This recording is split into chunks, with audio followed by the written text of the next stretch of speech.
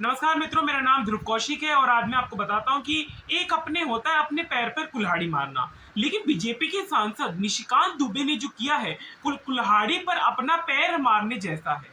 जिन्होंने पिछले हफ्ते जो ओसा के सर्वमान्य नेता, एक बड़े राजनीतिक प्रतीक माने जाने वाले बीजू पटनायक को सीईओ का एजेंट ठहराया गया था। उन्हें लगा था कि एक बकलोली उन पर उन्हें राजनीतिक सरदार इनाम देगा, शाबाशी देगा, लेकिन उल्टा हुआ।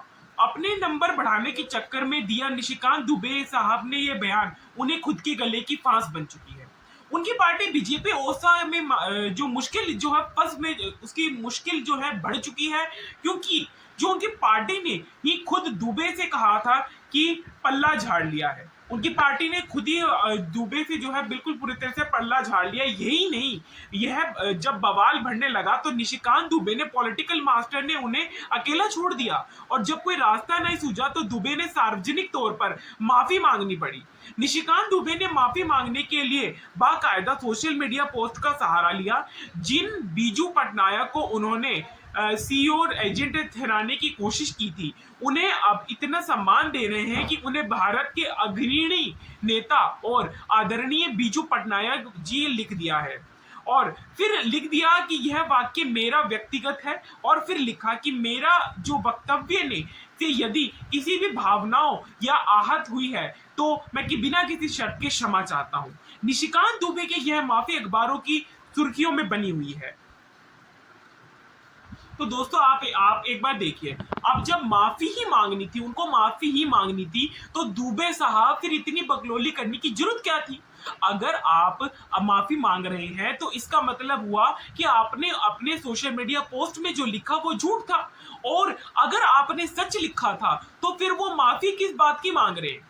असल में निशिकांत दुबे जिन वजहों से सुर्खियों में आते रहे हैं, उसे बोलचाल वाले देसी मुहावरे में जो है चुल मचाना कहते हैं। और यह पहली बार नहीं है जब निशिकांत दुबे ने इस प्रकार की जो चुल मचाई है, इस प्रकार की जो है पोस्ट जो है सोशल मीडिया पे करी है। पोस्ट जो है, व्यक्तिगत जो बयान है, वो सारे जो बयान है वो दिए हैं, खुद ही चर्चा में बने रखने के लिए कि जुगत में लगे रहते हैं। लेकिन बीजू पटनायक को लेकर उन्हें जब कहा गया कि उन्होंने आपकी पार्टी की जो फजीहत करानी थी वो करा चुके हैं। सराधारी तौर पे भी जो बीजेपी को ओसा विधानसभा में सदन की कार्रवाई चलाना मुश्किल हो गया है। बीजू जनता दल के विधायकों ने दुबे की टिप्पणी को लेकर बीजेपी की नाक में दम कर दिया है। बकलोली करने वाले निशिकांत दुबे की माफी को यूं ही नहीं मांगनी पड़ रही।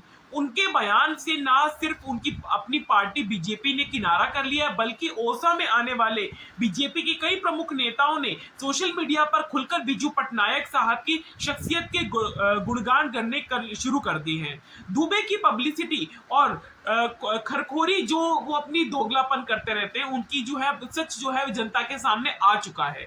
जो ब्रजेंद्र पांडा ने जो बीजू पटनायक को आधानिक तौर पे भारत की जो महानतम अधिनायक, भारत के महानतम देशभक्तों में से एक बताया था, अब दुबे जी ने ये कहा है कि वो इस बात को डिनाई कर रहे हैं, साफ साफ डिनाई कर रहे हैं।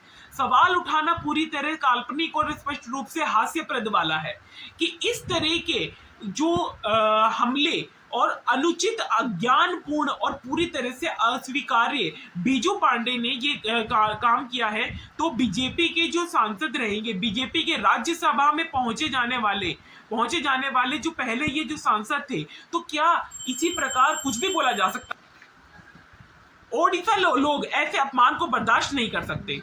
जो निशिकांत दुबे की अपनी ही पार्टी के सांसदों ने सख्त बयान किए थे, उनकी खटिया खड़ी कर दी है। इसलिए दुबे साहब को अपनी इज्जत बचाने के लिए माफी मांगनी पड़ी। हालांकि यह एक डैमेज को कंट्रोल करने की कोशिश की गई थी, लेकिन जो कीचड़ उछाला गया, इससे पता चल गया कि उनकी पार्टी जो है उनके साथ नहीं है, उनकी पार्टी उनके खिलाफ हो चुकी है। मतलब आप एक बात देखिए, अगर आप किसी भी पॉलिटिकल नेता, अगर कोई भी पॉलिटिकल नेता कोई भी गलती करता है तो पार्टी जो है उनके साथ नहीं रहती है। ये बात जो है अब जनता के सामने आ चुकी है। ये सिर्फ डैमेज कंट्रोल करने की कोशिश की गई है। हमारा चैनल सब्सक्राइब करें, लाइक करें, शेयर करें, क्योंकि हम आपके सामने ऐसी ही और वीडियो लाते रहेंगे। देखते रहिए खबर माइक।